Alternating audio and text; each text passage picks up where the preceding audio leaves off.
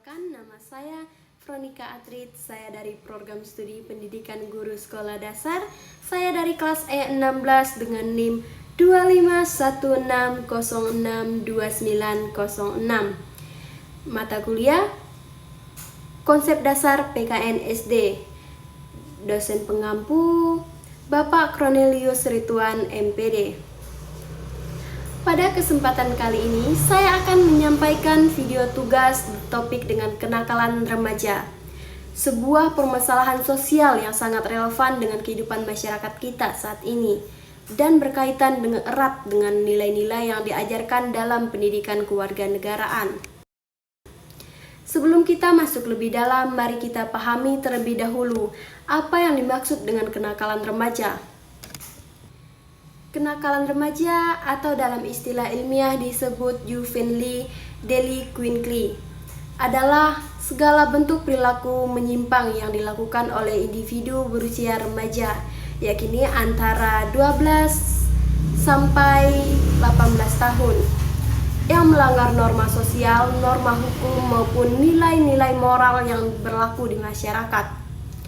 Kenakalan remaja bukanlah masalah baru. Namun, belakangan ini kasusnya semakin mengkhawatirkan.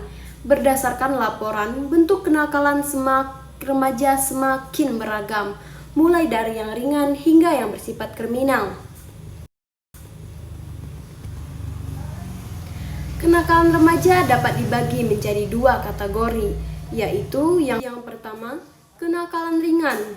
Contohnya, membolos sekolah, berbohong kepada orang tua dan guru, melawan orang tua ataupun guru, pergaulan bebas, kecanduan gadget dan media sosial secara berlebihan.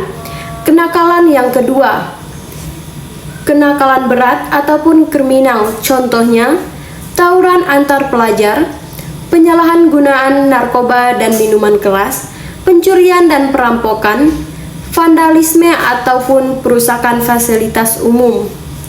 Semua bentuk kenakalan ini tentu sangat bertentangan dengan nilai-nilai Pancasila, khususnya sila kedua, yaitu kemanusiaan yang adil dan beradab, dan sila ketiga yaitu Persatuan Indonesia. Lalu, mengapa kenakalan remaja bisa terjadi? Ada beberapa faktor penyebab utama, yaitu faktor yang pertama, faktor keluarga. Keluarga adalah lingkungan pertama dan utama bagi seorang anak.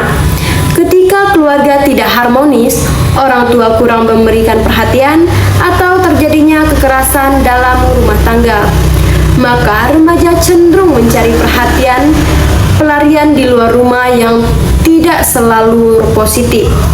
Faktor yang kedua, faktor lingkungan pergaulan. Pengaruh teman sebaya sangat besar bagi remaja. Jika remaja bergaul dengan kelompok yang berperilaku negatif, maka besar kemungkinan ia akan ikut terpengaruh karena remaja sangat rentan terhadap tekanan sosial dari lingkungannya. Yang ketiga, faktor sekolah. Kurangnya perhatian guru, sistem pembelajaran yang membosankan, atau tidak ada ruang bagi siswa untuk mengekspresikan diri dalam mendorong remaja untuk mencari perhatian dengan cara yang salah. Yang selanjutnya, faktor media dan teknologi. Di era digital ini, remaja sangat mudah mengakses konten negatif melalui internet dan media sosial. Konten kekerasan, pornografi, dan gaya hidup hedonis dapat mempengaruhi cara berpikir remaja jika tidak ada pengawasan dan literasi digital yang baik. Faktor yang terakhir, yaitu faktor dalam diri remaja sendiri. Labilnya emosi, rendahnya rasa percaya diri, tidak mampu mengelola tekanan, serta kurangnya pemahaman tentang nilai moral dan agama juga menjadi penyebab internal kenakalan remaja. Kenakalan remaja membawa dampak yang sangat serius, tidak hanya bagi si remaja itu sendiri, tetapi juga bagi keluarga dan masyarakat luas. Dampak bagi remaja itu sendiri, yang pertama, masa depan suram karena dikeluarkan dari sekolah atau tersangkut hukum. Yang kedua, kesehatan fisik dan mental terganggu, terutama bagi yang terlibat narkoba. Yang ketiga, kehilangan kepercayaan diri dan arah hidup. Dan dampak bagi keluarga. Yang pertama, menanggung malu. Yang kedua, tekanan sosial.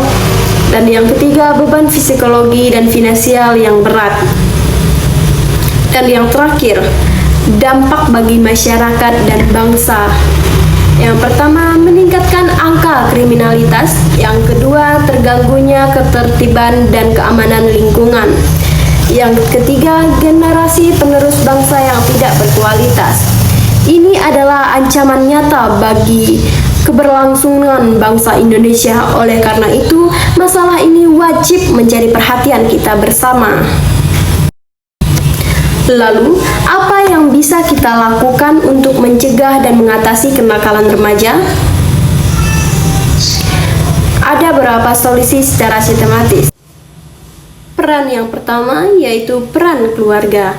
Orang tua harus hadir secara fisik dan emosional bagi anak. Berikan kasih sayang, perhatian, komunikasi yang terbuka, serta tanamkan nilai-nilai agama dan moral sejak dini. Peran yang kedua yaitu peran sekolah. Guru dan sekolah harus menciptakan lingkungan belajar yang nyaman, menyediakan kegiatan ekstrakurikuler yang positif, dan memberikan bimbingan konseling yang efektif kepada siswa. Untuk yang ketiga, peran masyarakat. Lingkungan masyarakat harus saling mengawasi dengan semangat gotong royong. Tokoh masyarakat, tokoh agama, tokoh karang taruna perlu aktif membina para remaja. Untuk yang keempat, peran pemerintah. Pemerintah perlu memperketat regulasi konten negatif, menyediakan fasilitas olahraga dan seni yang terjangkau, serta membuat program pembinaan remaja yang tepat sasaran.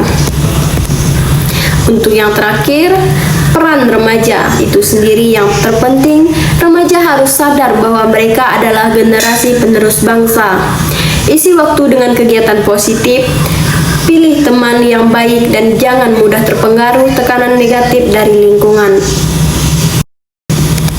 Baik, untuk yang bagian penutup, saya ambil dari kesimpulan.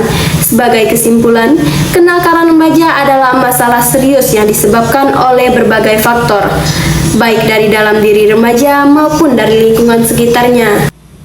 Dampaknya sangat luas, menyentuh individu, keluarga, dan bangsa. Oleh karena itu, diperlukan kerjasama semua pihak, mulai dari keluarga, sekolah, masyarakat, pemerintah, dan remaja itu sendiri, untuk bersama-sama mencegah dan mengatasi kenakalan remaja demi terwujudnya generasi Indonesia yang berakhlak, cerdas, dan berkarakter sesuai nilai-nilai Pancasila. Demikian yang dapat saya sampaikan. Semoga video ini dapat bermanfaat bagi kita semua. Terima kasih.